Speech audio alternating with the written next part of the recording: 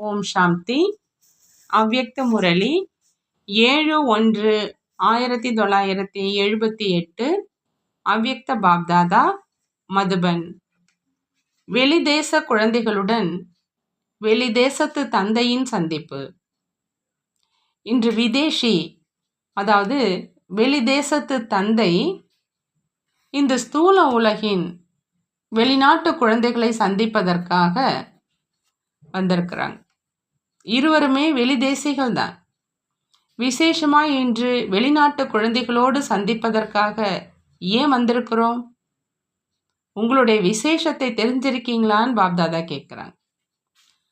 அந்த விசேஷத்தின் காரணமாக தந்தையும் விசேஷ ரூபத்தில் வந்திருக்கிறாங்க. வெளிநாட்டினரிடம் என்ன விசேஷம் இருக்குது?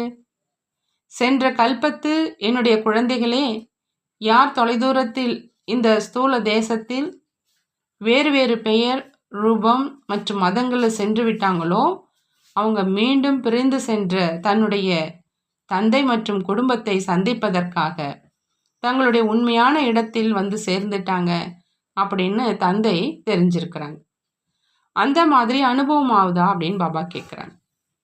எவ்வளவு உங்களுக்கு தந்தையை அடைந்த மற்றும் தன்னுடைய தெய்வீக குடும்பத்தை அடைந்ததில் குஷி இருக்குதோ, அதை விட அதிகமாக தந்தைக்கு குஷி இருக்குது. ஏன்னா குழந்தைகள் தான் வீட்டினுடைய அலங்காரம் என்று தந்தை தெரிஞ்சிருக்கிறாங்க. அலங்காரமின்றி எந்த ஒரு நபரும் இடமும் நன்றாக இருப்பது கிடையாது. அதே போலவே தந்தைக்கும் குழந்தைகளின் அலங்காரமின்றி நன்றாக இருப்பதில்லை. வெளிநாட்டு ஆத்மாக்கள்ல ஒரு விசேஷத்தின் காரணமா தந்தைக்கும் விசேஷமா அதிக அன்பு இருக்குது. அது எந்த விசேஷம்? எப்படி பாரதத்தில் ஒரு விளையாட்டு விளையாடுறாங்க. அநேக பொருட்களை ஒரு துணிக்குள் மறைத்து வைத்து மேலே துணி மேல் ஒரு உரை போட்டுடுறாங்க. பின்பு உரையை பிரித்து உள்ளே இருக்கும் அனைத்து பொருட்களையும் பாருங்க, பிறகு உரையை மீண்டும் போட்டுடுங்க அப்படின்னு குழந்தைகள்கிட்ட சொல்லுவாங்க. பிறகு என்னென்ன பொருட்கள் இருந்துச்சு, எத்தனை பொருட்கள் இருந்துச்சு அப்படின்னு குழந்தைகளின் புத்திக்கான பரீட்சை வைப்பாங்க. பின்பு என்னென்ன பொருட்கள் இருந்தன, எத்தனை இருந்தன என்று அவை அனைத்தையும் நினைவு செஞ்சிடுறாங்க மற்றும் சொல்கிறாங்க. அப்படின்னா அவங்களுக்கு முதல் எண் கிடைச்சிருது. அந்த மாதிரி புத்தியின் விளையாட்டை குழந்தைகளுக்கு செய்விக்கிறாங்க. அதே மாதிரி வெளிநாட்டு குழந்தைகளும் வேறு மதம், வேறு தத்துவம், வேறு விதமான வாழ்க்கை பழக்க வழக்கம் இருந்தும் இந்த உரைக்கு உள்ளே மறைந்திருக்கும் தந்தையை எப்படி இருக்கிறாரோ, என்னவாக இருக்கிறாரோ அப்படியே தெரிஞ்சுக்கிட்டாங்க. இந்த புத்தியின் அதிசயத்தின் காரணமாக வெளிநாட்டு குழந்தைகளின் மேல் விசேஷ அன்பு பிறக்குது அப்படிங்கிறாங்க பாபா. புரிந்ததான் கேட்குறாங்க. இந்த புத்தியின் விளையாட்டில் கோடியில் சிலராக யார் தேர்ச்சி பெற்று இருக்கிறாங்களோ அந்த மாதிரி குழந்தைகளை பார்த்து பாப்தாதா மகிழ்ச்சி அடைகிறாங்க. நீங்கள் அனைவரும் மகிழ்ச்சி அடைகிறீங்களா அப்படின்னு கேட்குறாங்க. என்ன அடைய வேண்டுமோ அதை அடைந்தாகிவிட்டது அப்படிங்கிற இந்த குஷியினுடைய பாடலை எப்பொழுதும் பாடிக்கிட்டே இருங்க. இந்த குஷியில் இருப்பதனால எந்த விதமான குழப்பமும் சோர்வோ வர முடியாதுன்னு சொல்கிறாங்க. அதாவது மாயாவால் தாக்க முடியாதவங்களாகி விடுறீங்க. அந்த மாதிரி மாயா ப்ரூஃப் ஆகிடுங்க. அதாவது மாயாவால் தாக்க முடியாதவர்களாக ஆகிடுங்கன்னு சொல்கிறாங்க. உங்களுடைய உதாரணத்தை பாப்தாதா அனைவருக்கும் காண்பிப்பாங்க. அந்த மாதிரி உதாரணமாக இருக்கீங்களான்னு கேட்குறாங்க. உங்களில் யார் நான் அந்த மாதிரி உதாரணமாக இருக்கிறேன், என்னை பாப்தாதா உலகின் எதிரில் வைக்க முடியும் அப்படின்னு நினைக்கிறீங்க? எவரடி வேண்டாம், ரெடியாக இருக்கீங்களா அப்படின்னு கேட்குறாங்க. ஏன்னா வெளிநாட்டில் இருக்கும் குழந்தைகளுக்கு இதுவும் ஒரு விசேஷ லிஃப்ட். யார் தன்னை உலகின் எதிரில் வெளிப்படுத்தி தந்தையின் அறிமுகம் கொடுக்குறாங்களோ அந்த மாதிரி சேவை செய்கிறதுனால அதிகப்படியான மதிப்பெண் கிடைச்சிருது. அந்த மாதிரி சேவை செஞ்சிருக்கீங்க அல்லது செய்யணுமா? பாரதத்தினுடைய ஆத்மாக்கள் உங்களை பார்த்து இவர்கள் தந்தையை தெரிந்து கொண்டார்கள், ஆனால் நாங்கள் தெரிந்து கொள்ளலை அப்படின்னு நினைப்பாங்க.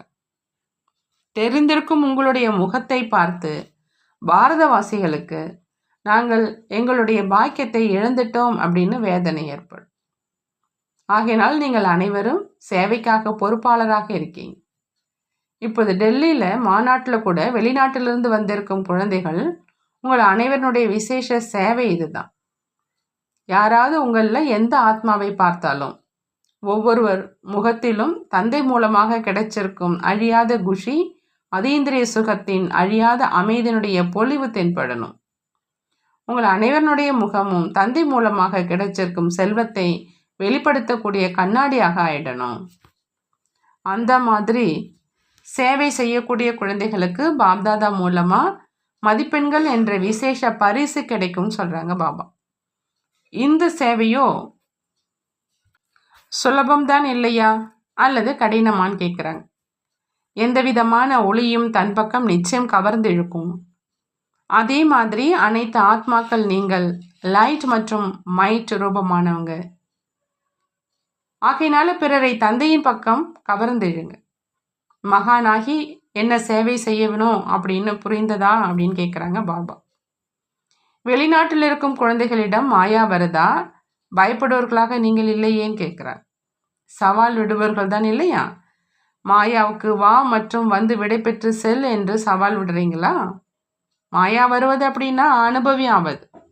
ஆகினால மாயாயிடம் ஒருபொழுதும் பயப்படாதீங்க. பயந்தீங்க அப்படின்னா அதுவும் கொடூரமான குணம் தாரணை செஞ்சிடும். பயப்படல அப்படின்னா நமஸ்காரம் செய்யும். உண்மையிலேயே அது ஒன்றும் இல்லை, காகித புலி. காகித புலியிடம் நீங்கள் பயப்படுவீங்களா அப்படின்னு பாபா கேட்குறாங்க. கொடூரமான ரூபம் தாரணை செய்து ஆனால் சக்தி இல்லாதது. எப்படி இங்கேயும் பயங்கரமான முகமுடியை போட்டு பயமுறுத்துறாங்க. ஆனால் உள்ளே இருப்பது மனிதன் தானே. வெளியில் உள்ள உரையை எடுத்துட்டீங்க அப்படின்னா ஒரு பயமும் இல்லை. ஆனால் ஒருவேளை வெளி ரூபத்தை பார்த்து பயந்தீங்க அப்படின்னா தோல்வி அடைஞ்சிடுவீங்க. மாயாயிடம் தோல்வி அதிகமாக ஏற்படுதா அல்லது வெற்றி அதிகமாக ஏற்படுதா அப்படின்னு கேட்குறாங்க பாபா. வெளிநாட்டிலேருந்து வந்திருக்கும் குழந்தைகளில் யார் நான் 108 மணி மாலையில் மணிகளில் இருக்கிறேன் அப்படின்னு நினைக்கிறீங்கன்னு கேட்குறாங்க பாபா. நிச்சயத்தினுடைய வெற்றி ஏற்பட்டே தீரும். ஒருபொழுதும் லட்சியத்தை பலகீனமானதாக வைக்காதீங்க. எப்பொழுதும் நான் தான் சென்ற கல்பத்தில் வெற்றி அடைந்தவன், மேலும் எப்பொழுதும் நான் தான் வெற்றி அடைவேன் அப்படிங்கிற அந்த உயர்ந்த லட்சியத்தை வச்சிங்க அப்படின்னா எப்பொழுதுமே தன்னை வெற்றி ரத்னம் அப்படி தான் அனுபவம் செய்வீங்க. அதிக நாடுகளிலிருந்து வந்திருக்கிறாங்க. எந்தெந்த தேசத்திலிருந்து தந்தையின் குழந்தைகள் உருவாகி இருக்கிறாங்களோ அந்த இடங்களுக்கும் மகத்துவம் இருக்குது. அந்த இடங்கள் ஏதோ ஒரு ரூபத்தில் நினைவு சின்னங்கள் ஆயிடுது. நீங்கள் விசேஷமாக அந்த இடங்களில் சுற்றி வந்துட்டே இருப்பீங்க. அப்போ மின்சாரம் தடைப்பட்டதான். அசரீரி ஆவது கூட இந்த அளவே சுலபமானதாக இருக்கணும். எப்படி ஸ்தூலமான ஆடையை களைஞ்சிடுறீங்க, அதே மாதிரி தேக அபிமானத்தின் ஆடையை ஒரு நொடியில் களையணும். எப்போ விரும்புகிறீங்களோ அப்போ அணிந்துக்கணும். மேலும் எப்போ விரும்புகிறீங்களோ அப்போ அதனை களைந்து விடணும். ஆனால் எப்பொழுது எந்த விதமான பந்தனமும் இருக்காதோ அப்போ தான் இந்த பயிற்சியும் இருக்கும். ஒருவேளை மனதின் எண்ணங்களினுடைய பந்தனம் இருந்தால் கூட விடுபட முடியாது. ஏதாவது இறுக்கமான ஆடை இருக்குது அப்படின்னா அதை சுலபமாகவும் விரைவாகவும் களைய முடியாதுங்கிறாங்க பாபா. இதே விதமாக எண்ணம், சொல், உறவில் ஏதாவது பற்றுதல் இருக்குது, மிகுந்த ஈடுபாடு இருக்குது அப்படின்னா விடுபட முடியாது. அந்த மாதிரியான பயிற்சியை சுலபமாக செய்ய முடியுமான்னு கேட்குறாங்க. எப்படி நினைக்கிறீங்களோ அப்படியே சொரூபமாகிடணும். எண்ணத்தின் கூடவே சொரூபமாகிடுறீங்களா அல்லது எண்ணம் வைத்த பிறகு சொரூபம் ஆகிறதுல காலதாமதம் ஆகுதான்னு கேட்குறாங்க. நினச்சிங்க உடனே அசரீர ஆகிடுங்க. நான் மாஸ்டர் அன்பு கடல் அப்படிங்கிற நிலையில் நிலைச்சிடணும் அப்படின்னு நினச்சிங்க உடன் அந்த சொரூபம் ஆகிடணும். அந்த மாதிரி பயிற்சி இருக்குதா அப்படின்னு கேட்குறாங்க பாபா. இப்போ இந்த பயிற்சியை அதிகப்படுத்துங்க. இந்த பயிற்சியினுடைய ஆதாரத்தில் ஸ்காலர்ஷிப் பெற்றிடுவீங்கன்னு சொல்கிறாங்க பாபா. இதுவரையிலும் வெளிநாட்டினர் ஒரு திட்டத்தை நடைமுறைப்படுத்தலை. எந்த திட்டம் கொடுத்திருந்தோம் அப்படின்னு நினைவிருக்குதான்னு கேட்குறாங்க. இப்போ பாரதத்தின் கும்பகர்ணன் நன்றாக தூங்கிட்டு இருக்கான். மகாநாட்டில் எப்படி தண்ணீர் தெளிக்கிறீங்க அப்படின்னு பார்க்கலாம். யாராவது ஆழ்ந்த உறக்கத்தில் உறங்கிட்டு இருக்காங்க அப்படின்னா அவரை தண்ணீர் துளிகள் தெளித்து எழுப்ப வேண்டியதாக இருக்குது. இந்த திட்டத்தை நடைமுறையில் கொண்டு வாங்க. அதே மாதிரி யாராவது உங்கள் எதிரில் வந்தவுடனேயே நாங்களும் எழுந்திருக்கணும், மேலும் அந்த மாதிரி ஆகணும் அப்படின்னு புரிஞ்சுக்கணும்னு சொல்கிறாங்க. அனைவரும் விரும்பாவிட்டாலும் அவர்களுடைய பேச்சின் பக்கம் கவனம் போகணும். அந்த மாதிரி வெளிநாட்டின் எந்த பகுதியிலாவது யாரையாவது தயார் செஞ்சிருக்கீங்களா அப்படின்னு கேட்குறாங்க. அனைத்து சேவை நிலையங்கள் சரியாக நடந்து கொண்டிருக்கின்றனவா? அனைவரும் தன் மீதும் சேவை மீதும் திருப்தியாக இருக்கீங்களான்னு கேட்குறாங்க. நீங்கள் மிகவும் அதிர்ஷ்டசாலிகள், நாங்கள் விசேஷமான காணாமல் போய் கண்டெடுக்கப்பட்ட செல்ல குழந்தைகள் அப்படின்னு நினைக்கிறீங்களான்னு கேட்குறாங்க. அனைத்து சென்டர்களிலும் பந்தயத்தில் யார் நம்பர் 1ஆக இருக்கிறாங்க? ஒவ்வொரு தேசத்துக்கும் அதனுடைய விசேஷம் இருக்குது. லண்டனோ பொறுப்பான காரணத்தினால திட்டமிடும் மையமாகிடுச்சு. இந்த விசேஷத்தின் காரணமாக லண்டனை நம்பர் 1 அப்படின்னு சொல்லுவோம். ஆனால் சேவை செய்வதில் மற்றும் செய்தியை பரப்புவதிலும் விசேஷமான தரமான சேவை செய்வதிலும் கயானாவை நம்பர் 1 அப்படின்னு சொல்லுவோங்கிறாங்க. எண்ணிக்கையின் அடிப்படையில் மொரீஷியஸ் நம்பர் 1, மேலும் லுசாக்கா இவை அனைத்தையும் சகித்து கொண்டு சூழ்நிலையை கடந்து செல்வதில் குழப்பமான சூழ்நிலை இருந்தாலும் உறுதியாக முன்னேறுவதில் நம்பர் 1ன்னு சொல்கிறாங்க. ஆஸ்திரேலியாவுக்கும் விசேஷம் இருக்குது. ஒவ்வொரு தீபம் மூலம் அநேக தீபத்தை எரிய வைத்து தீபாவளி கொண்டாடுவதில் நம்பர் 1. ஆஸ்திரேலியா இன்னும் முன்னேறி செல்ல முடியும்.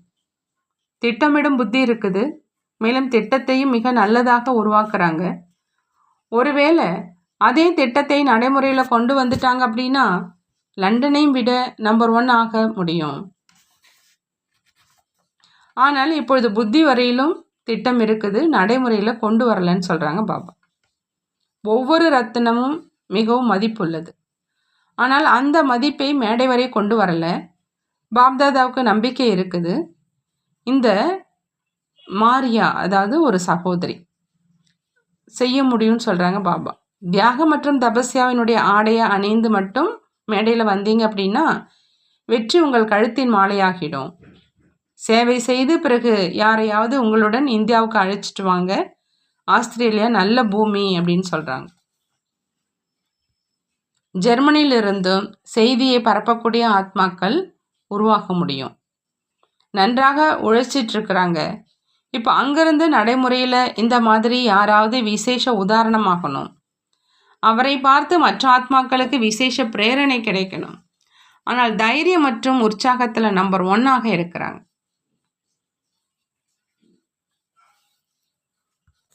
லெஸ்டர் லண்டனுடன் சேர்ந்திருக்குது. லெஸ்டரை சேர்ந்தவர்களிடம் அதிசயம் இருக்குது. லெஸ்டரில் நிச்சய புத்தியுடைய வெற்றி அடையும் மிக நல்ல குழந்தைகள் இருக்கிறாங்க. குடும்பத்தோடு குடும்பமாக முன் உதாரணமாக மிக நல்ல முறையில் தயாரிக்கிறாங்க. பாப்தாதாவும் இதயத்துக்கு விருப்பமானவங்க அப்படின்னு சொல்கிறாங்க. நைரோபி மற்றும் பொலிவியா தீவிரமாக முயற்சி செய்வதிலும் மிகுந்த ஈடுபாட்டில் இருப்பதிலும் குறைந்தவர்கள் கிடையாது. என் முன்னுக்கு இருக்குது. ஜோதியில் விழுந்து பலியாகும் விட்டில் பூச்சி ஆவதின் உதாரணத்தை நடைமுறையில் பார்த்தீங்க இல்லையா அப்படின்னு கேட்குறார். ஒருவேளை அந்த பொறுப்பாளர் ஆகியிருக்கும் ஆத்மா எங்காவது தன்னுடைய அனுபவத்தை சொன்னாங்க அப்படின்னா அவங்களுடைய வார்த்தையும் கூட சேவை செய்ய முடியும். ஹாங்காங்கின் பூமியில் அன்புள்ள மற்றும் சகயோகி ஆத்மாக்களுடைய விசேஷம் இருக்குது. மேலும் சக்திசாலியான ஆத்மாக்களும் ஹாங்காங் பூமியில் இருக்கிறாங்க. ஆனால் இப்போ மறைந்திருக்கிறாங்க. நேரம் வரும்போது ஹாங்காங்கில் மறைந்திருக்கும் ஆத்மாக்கள் அனைவரும் தென்படுவாங்க. அப்படி ஒவ்வொரு வெளிநாட்டு சேவை நிலையத்தின் விசேஷம் அவங்கவுங்களுடையது. ஆகையினால அனைவரும் நம்பர் 1. கனடாவும் இப்பொழுது இதில் நம்பர் எடுத்துட்டு இருக்குது, ரெடி ஆகிட்டுருக்குது. கனடாவினுடைய பூமியிலும் விசேஷம் இருக்குது. அங்கேருந்து யாராவது ஒரு வேளை உருவானாங்க அப்படின்னாலும் அவங்க அநேகரை உருவாக்க முடியும். நம்பிக்கைக்கு உரியவர்களாக இருக்கிறாங்க. ஒருவர் உருவானாங்க அப்படின்னாலும் காலதாமதம் ஆகாது. கடைசியில் வந்தாலும் அதிவேகமாக செல்பவர்களாக ஆகிடுவாங்க. கடுமையாக உழைக்கிறாங்க. நல்ல ஈடுபாடும் இருக்குது, உழைப்பும் நன்றாக இருக்குது, சுபபாவனையும் நல்லா இருக்குது. சுபபாவனை அதனுடைய பலனை அவசியம் கொடுக்கும்னு சொல்கிறாங்க. இருந்த போதிலும் அதிசயம் ஜனக்கினுடையதுன்னு சொல்கிறாங்க, ஜானகி தாதியினுடையது. அவங்க வெளிநாட்டு பூமியில் எப்பொழுதும் ஊக்கம் உற்சாகத்தை அதிகரிப்பதற்கு பொறுப்பாளராக ஆக்கியிருக்காங்க. சவாலை ஏற்றுக்கொண்டிருக்கிறாங்க. சக யோகிகளும் மிக நல்லவங்க, இருந்தாலும் சவாலை எடுத்திருக்கிறாங்க என்று தான் சொல்வோம். விநாசத்தினுடைய நேரம் அருகில் வந்துட்டே இருக்குது அப்படின்னா சூழ்நிலையை பார்த்து செய்தியை கொடுக்கும் உங்களை யார் இந்த பரிஸ்தாக்கள், இவங்களே தந்தையினுடைய அறிமுகத்தை எங்களுக்கு கொடுத்தாங்க அப்படின்னு தேடுவாங்க. சேவையில் எங்கெல்லாம் கால் வைக்கிறீங்களோ அங்கு வெற்றி இல்லை என்று அப்படி இருக்க முடியாது. சில பூமி உடனே பழம் கொடுக்கும், சில பூமி பழம் கொடுப்பதில் காலதாமதமாகும், ஆனால் அவசியம் பழம் கொடுக்கும். எப்படி இந்தியாவில் தொடர்வண்டி செல்லுது அப்படின்னா இடையிடையே நமது இடங்கள் சேவை நிலையங்கள் இருக்குது. அப்படியே வெளிநாட்டிலும் விமானம் எங்கெல்லாம் நிற்குதோ அங்கு சென்டர் இருக்கணும், அவசியம் இது நடக்கும்னு சொல்கிறாங்க பாபா. மற்றபடி வெளிநாட்டினருடைய பந்தயம் நன்றாக நடந்துட்டுருக்குது, நல்லது. பார்ட்டிகளோடு அவ்யக்த பாப்தாதா சந்திக்கிறாங்க. உள் உணர்வு சஞ்சலம் ஆவதற்கான காரணம் மற்றும் ஸ்திரமாக ஆவதற்கான சகஜ வழி. உள்ளுணர்வு சஞ்சலம் ஆவதற்கான காரணம் ஏன் மற்றும் என்ன அப்படிங்கிற இந்த 2 வார்த்தைகள் தான் சஞ்சலத்தில் கொண்டு வருது. மேலும் இது ஒன்றும் புதிதல்ல அப்படிங்கிற ஒரு வார்த்தை ஸ்திரமாக ஆக்கிடுது. கண்டிப்பாக நடக்கும், இதை தவிர வேறு எந்த விஷயமும் இல்லை அப்படின்னா எப்படி சஞ்சலப்படும்? இது ஒன்றும் புதுசல்ல அப்படின்னா ஏன் மற்றும் என்ன என்பது முடிவடைஞ்சிடும் இல்லையா? எப்படிப்பட்ட விஷயம் வந்தாலும் சரி, அது எண்ணத்தாலோ வார்த்தையாலோ உறவு நெருக்கத்தாலோ இருந்தாலும் ஒன்றும் புதிதல்ல. ஏன் மற்றும் என்ன அப்படிங்கிற கேள்வி புதியவைகளின் மீது தான் ஏற்படும். இது ஒன்றும் புதிதல்ல என்கிற போது கேள்விக்குறியும் இல்லை, ஆச்சரியக்குறியும் இல்லை. ஆகையினால இந்த பாடத்தை மீண்டும் படித்து உறுதிப்படுத்துங்கன்னு சொல்கிறாங்க பாபா. 2வதா மாயாவினுடைய சாதுரியத்திலிருந்து பாதுகாப்பாகி எப்பொழுதும் வெற்றி அடைபவர் ஆவதற்கான விதி. மாஸ்டர் சர்வ சக்திவானினுடைய நிலையில் நிலைச்சிருங்க. மாஸ்டர் சர்வ சக்திவான் அப்படின்னா வெற்றி ரத்தனம். மாயா உள்ளுக்குள்ளே முற்றிலும் சக்தி இல்லாததாக இருக்குது. அதனுடைய வெளி ரூபத்தை பார்த்து பயப்படாதீங்க. அது உயிரோடு இருக்குது அப்படின்னு நினச்சி மூர்ச்சை ஆகாதீங்க, அது மூர்ச்சையாகி கிடக்குது. ஆனால் சில நேரம் மூர்ச்சையாகி கிடப்பவரை பார்த்தும் சிலர் மூர்ச்சையாகிடுறாங்க. இப்போ அதற்கு மிகவும் குஷியோடு விடை கொடுங்க. ஞானம் நிறைந்த நிலையில் இருந்தீங்க அப்படின்னா ஒருபொழுதும் ஏமாற்றம் அடைய மாட்டீங்க. 3வதா பாபா சொல்கிறாங்க, அமர்நாத் தந்தை மூலமாக சங்கம யுகத்திலும் எப்பொழுதும் அமரராக இருப்பதற்கான வரதானம். அமர்பவ அப்படிங்கிற இந்த வரதானம் இந்த பிறவியிலும் எதிர்காலத்திலும் பிராப்தியாகுது. சங்கம யுகத்தில் மாயாவிடமிருந்து பாதுகாப்பாக ஆவதற்கு அமர்பவங்கிற வரதானம், மேலும் எதிர்காலத்தில் அகால மரணத்திலிருந்து பாதுகாப்பாக ஆவதற்கு இந்த வரதானம். அமர்பவங்கிற வரதானத்தை பெறுபவர்கள் மாயா அசைக்க முடியாது. அமர்பவங்கிற வரதானத்தை பெறுபவர்களை மாயா அசைக்கவே முடியாது. தூரத்தில் இருந்து பார்வை வைக்க முடியாது. எப்பொழுதும் நமஸ்காரம் செய்யும். எனக்கு அமர்பவங்கிற வரதானம் கிடைச்சிருக்கு அப்படிங்கிறது எப்பொழுதும் நினைவில் வைங்க. வரதானம் பெற்ற ஆத்மா நிச்சய புத்தி உடையவராக இருக்கிற காரணத்தினால வெற்றி அடைபவராக ஆகிறாங்க. யாருக்கு இந்த வரதானத்தினுடைய போதை இருக்குதோ அவங்க கனவுல கூட மாயாவிடம் மூர்ச்சையாக முடியாது. தந்தையிடமிருந்து வரதானம் கிடைப்பது சாதாரண விஷயமா? சத்குரு அவரே வரதானம் கொடுக்குறார் அப்படின்னா எவ்வளோ போதை இருக்கணும் அப்படிங்கிறாங்க பாபா. நல்லது. வரதானம் முகம் மூலமாக அனைத்து உயர்ந்த பிராப்திகளையும் அனுபவம் செய்விக்கக்கூடிய அனைத்து பிராப்தி நிரம்பியவர் ஆகுக. அனைத்து பிராப்தி நிரம்பியவராக ஆகணும் அப்படின்னா பாபா சொல்கிறாங்க, முகம் மூலமாக அனைத்து உயர்ந்த பிராப்திகளையும் அனுபவம் செய்விக்கணும் அப்படின்னு. சங்கமயுகத்தில் பிராமண ஆத்மாக்கள் உங்களுக்கு அனைத்து பிராப்திகள் நிரம்பியவர் ஆகுக அப்படிங்கிற வரதானம் இருக்குது. அந்த மாதிரி வரம் பெற்ற ஆத்மாக்களுக்கு கடின உழைப்பு செய்ய வேண்டியதாக இருக்காது. அவங்களுடைய முகத்தினுடைய ஜொலிப்பு இவங்க எதையோ அடைஞ்சிருக்கிறாங்க, இவங்க பிராப்தி சுரூபமான ஆத்மா அப்படின்னு சொல்லக்கூடிய சில குழந்தைகளுடைய முகத்தை பார்த்து இது மிக உயர்ந்த நிலை, இவங்க மிக உயர்ந்த தியாகம் செஞ்சிருக்கிறாங்க அப்படின்னு மக்கள் சொல்லுவாங்க. தியாகம் பார்க்க தென்படும், ஆனால் பாக்கியம் தென்படாது. அனைத்து பிராப்திகளின் போதையிலிருந்து தன்னுடைய பாக்கியத்தை பிறருக்கு காண்பிச்சிங்க அப்படின்னா சுலபமாக கவரப்பட்டு வருவாங்க. ஸ்லோகன்: எங்கு ஊக்கம், உற்சாகம் மற்றும் ஒற்றுமையின் கூட்டமைப்பு இருக்குதோ அங்கு வெற்றி அடங்கியிருக்குது. எங்கு ஊக்கம், உற்சாகம் மற்றும் ஒற்றுமையின் கூட்ட அமைப்பு இருக்குதோ அங்கு வெற்றி அடங்கியிருக்குதுன்னு சொல்றாங்க பாபா. நல்லது. ஓம் சாந்தி. நன்றி பாபா, நன்றி.